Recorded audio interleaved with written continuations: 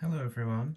So you may remember that I made a video on how to do this double bed E-wrap cast on, where you go clockwise and around the ribber needle and then down anti-clockwise on the main bed needle.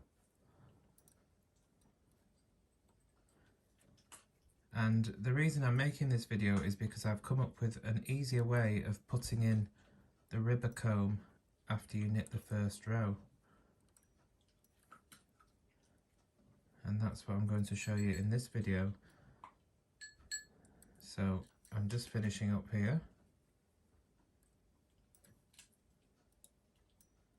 It's a bit difficult to do because I'm trying to keep my hands out of the way by using my left hand. I'm right-handed, you see. So I'm going to thread the ribber arm with the yarn. My carriages are set at main tension for the rib. In this case, just a straight 1x1 rib. And we're going to knit the first row without any comb or weights on. So now we've knitted the first row, we can hang the comb. So previously,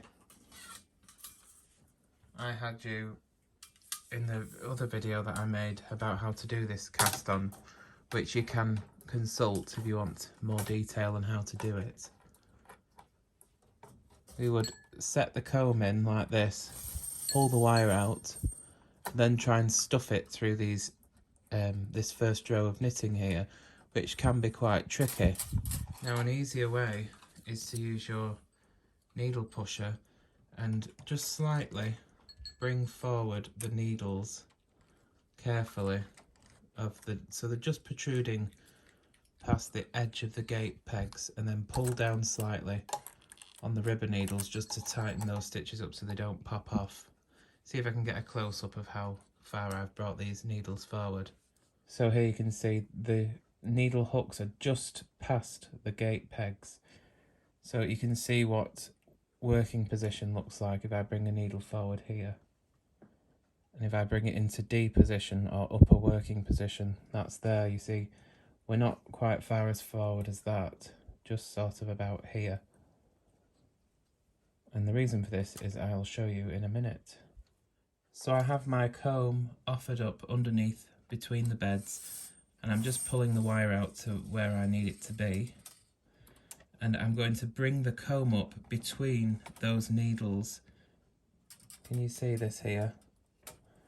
The comb is coming up in between the extended needles on the needle bed. I'm going to slide the wire back through, and before dropping the comb we're just going to get our needle pusher again and push those needles on the main bed back to working position,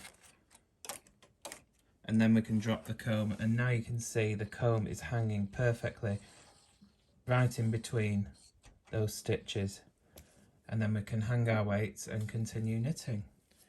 I've just put my weights on and I'm just going to knit a few rows and take it off the machine.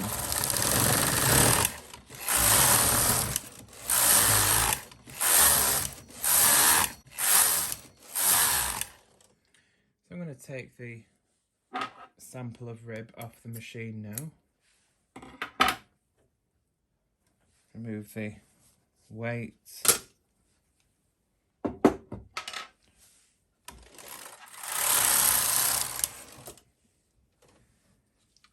Now you can see the piece of rib on the comb, and because of the way we've positioned the comb when we started, we didn't risk puncturing the edge and splitting the yarn, which may happen with the method I showed you in the original video of doing this cast on. I'm going to remove the comb.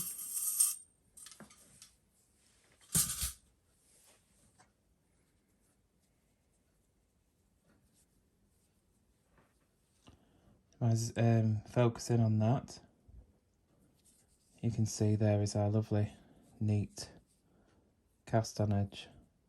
That's a nice hand knitted look, and it's very stretchy. I really do love this cast on. I use it quite often. This one and the broken toe circular cast on because it gives a neater edge as well. But anyway, there we go. That's how you easily hang the comb when you do a double bed E-wrap cast on.